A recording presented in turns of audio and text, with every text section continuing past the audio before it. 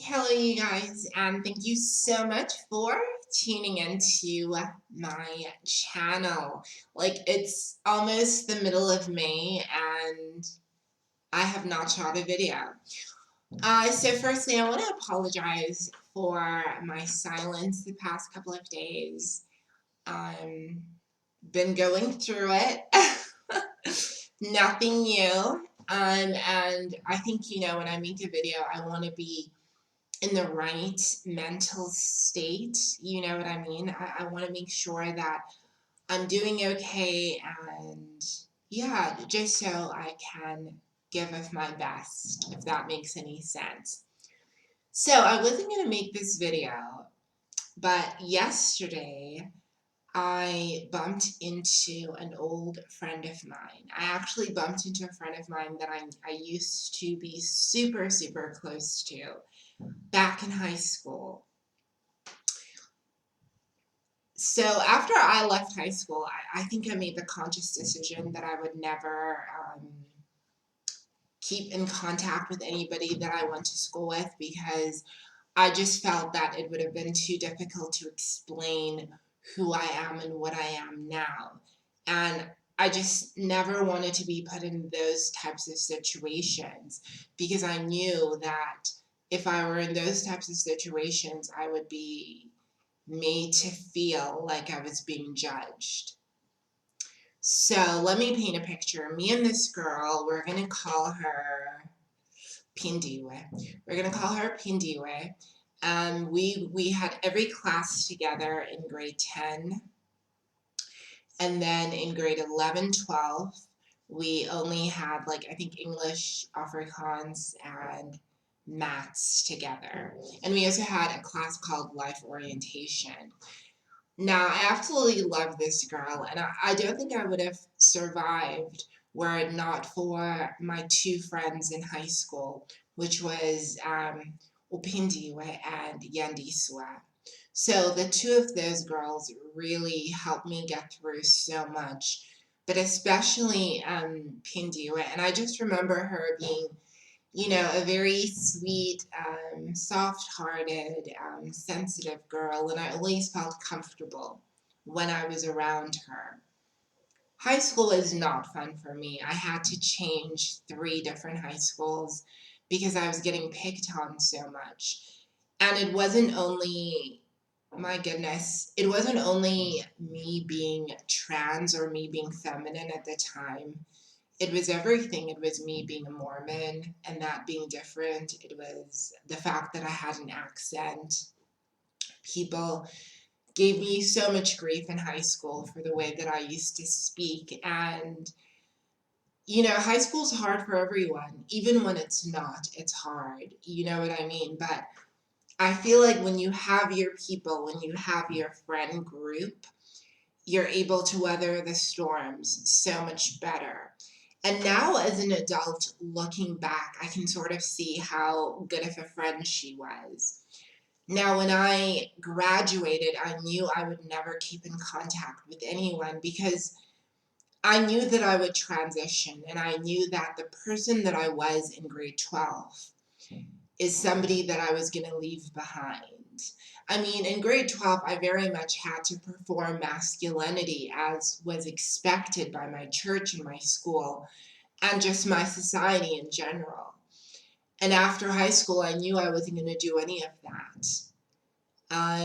So, I leave high school, I go off to the States, I come back, I go through university, and in that process, I begin to shed away the pieces that used to be my life. I begin to shed away the pieces that used to be my existence. I change my name, I do all of these things. And it's crazy because with each step that I took towards becoming myself, there was a sense of sadness that I was leaving behind my old life. So I just want to elaborate on that a little bit more because it's important that you understand the point that I'm trying to make. Yes, I was miserable living as a boy, but that does not mean that everything in my life was bad. I still had relationships that I cherished. but a lot of those relationships were almost not centered, but yeah, you could say centered around the fact that I was male presenting, and that's how people saw me, and that's how people interacted with me. And I knew that if and when I transitioned, I would essentially, in their eyes, become a whole new person. Or worse, they would refuse to see the person that I'd become. So I just wasn't even gonna like, that's not a fight that I was prepared to fight. That wasn't a fight that I was prepared to fight. But I still mourned my old life. I mourned all of those old relationships. I mourned, especially in the early days, the ease in which I was able to move through life. So, I graduated from university and I moved all the way to Cape Town, never thinking that anything is going to bring me back to King Williamstown, where I grew up. And as life would have it, because of COVID and everything, I come back to King Williamstown and I'm in my old neighborhood. And I think part of the reason I've been struggling so much is I never realized how much pain I was in when I lived in this town. I never realized or acknowledged to myself how much I struggled in this town. And being back in King Williamstown reminded me of all of those internal struggles that I had as a young person. And then I was suddenly being faced with all of these people that I used to know back when I was presenting as male. And many of them still very much see me as the old person. But it's been weird how so many people, like my one best friend, Akasha, and her family, how they've just accepted me. But for the most people have, I don't know. Like it's been a mixed bag. I don't want to say for the most people haven't accepted me because that would be a blatant lie. People have treated me with respect and love and all of that. But going back to the friendships, going back to Pindiwe, Yandiswa, and some of these other people I went to school with, I can still see the boy in their eyes. I can still see how they see me as that other person. So yesterday I go to town and it was one of those days where, like how some days you wake up and you feel so bad about yourself. You low key feel like a toad. You look in the mirror and you like low key feel like a toad. Other days you low key feel like Naomi Campbell. This was not one of those days. So I woke up, I felt really bad about myself. And, I'd lost so much weight, and I was really insecure about that. Just, none of my clothes fitting, having the body, because for me, losing weight means looking like a teenage boy, which I don't want. So I go into town and I'm really anxious because of how I look. And, I'm getting everything done. And as I'm walking past the cashiers, I see this girl and I see this girl's eyes. And I'm like, that is Upindiwe. Go argue with your ancestors. That is my friend. I recognize her. So I turn around, I remove my mask, and I'm like, oh my God. Paga. Pindiwe.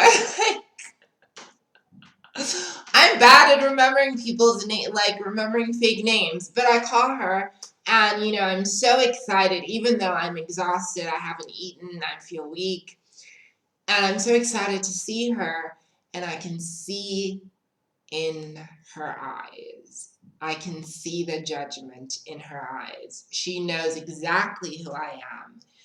I don't know if word had gotten around that I transitioned, but I imagine it did.